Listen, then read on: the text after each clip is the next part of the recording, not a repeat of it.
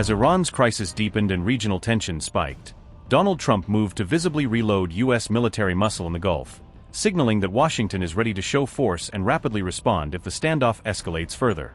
According to officials who spoke to ABC News, the Pentagon is now preparing to send additional military assets into the Middle East in the coming days, bolstering U.S. posture as planners brace for potential confrontation with Iran.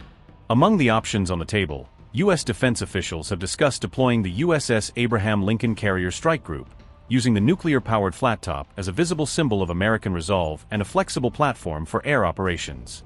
A U.S. carrier strike group typically sails with powerful escorts such as Arleigh Burke-class guided missile destroyers, giving the formation layered air defense, anti-ship, and land attack capabilities that can project power deep into hostile territory.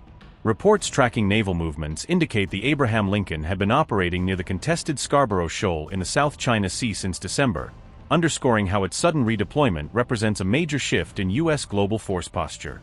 U.S. officials publicly framed the redeployment as a standard precaution during periods of heightened tension, arguing that surging a carrier and escorts forward helps deter adversaries and reassures partners without committing to immediate combat. Roughly 30,000 American troops are already spread across the region in hubs such as Qatar, Jordan, Syria, and Iraq, manning key air bases, logistics hubs, and advisory missions that could be drawn into any clash with Iran. The added firepower is meant first and foremost to deter Iran and its proxies from striking U.S. facilities, sending the message that any attack on American bases or personnel will be met with rapid, overwhelming retaliation.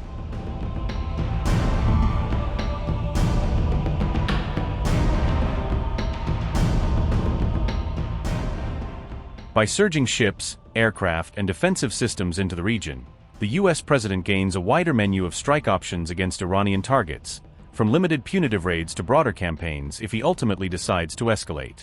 Military planners have examined packages that include a full carrier strike group supported by cruisers and missile destroyers, creating a mobile arsenal capable of launching hundreds of precision weapons and sustaining operations for weeks. Sources told ABC News that Air Force combat squadrons and additional land and air-based missile defense batteries are also under consideration, tightening protection around U.S. bases while boosting the ability to hit Iranian assets from multiple directions. These military moves are unfolding as Trump publicly threatens to attack Iran in response to violent clashes and a deadly crackdown on protesters, tying U.S. force posture directly to Tehran's internal repression. Iranian officials have countered by warning that any U.S. strike will trigger direct attacks on American bases and assets across the Middle East, raising the stakes for every decision taken in Washington and Tehran. According to one source cited by ABC News, Trump has been warned that hitting Iran now could be extraordinarily dangerous, potentially putting thousands of U.S. troops at risk if the regime, feeling cornered, responds with full-scale retaliation.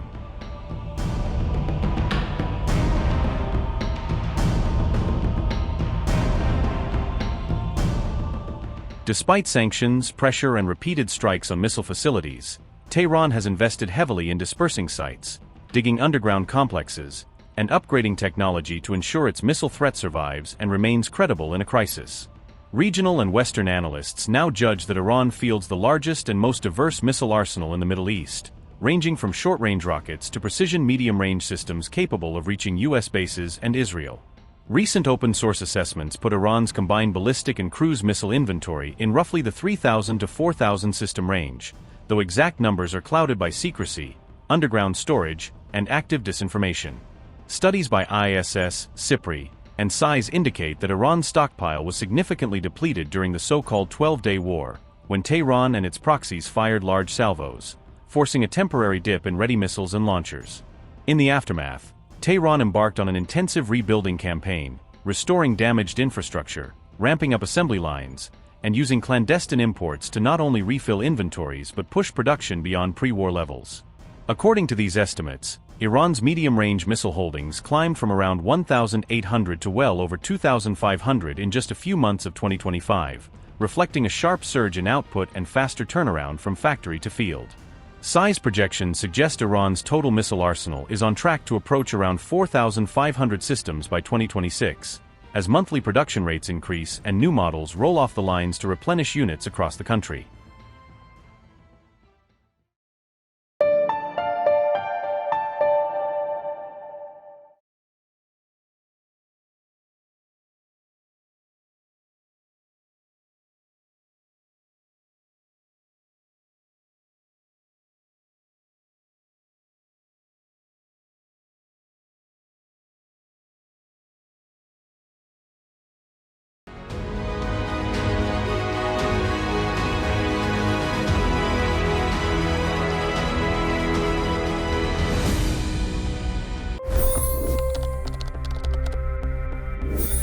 25 crore गरीब गरीबी को परास्त करके बाहर निकले।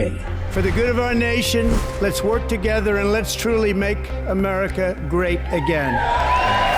The fastest news breaks. Requested PM saying that we will have to speak to Putin and to Zelensky. The biggest newsmakers. The relationship with India is probably the most important bilateral relationship the U.S. will have for the rest of this century. The capital delivered quite an election result today. Expert analysis. The million-dollar question today is how to stop this dance of death. Ground reports. I'm standing at the crossroad of the Kumbh Mela. Behind me are more than 100 entry guards. Long-form interviews. Exclusionary politics is reflected in Manipur case as well. You don't bother because this is a small state. Deep dive into burning issues. It's often said DRC could be the richest country in the whole world. It's because of what sits underneath. Why exactly did the US topple the Sheikh Hasina government? HD videos. We don't just break news, we break it down.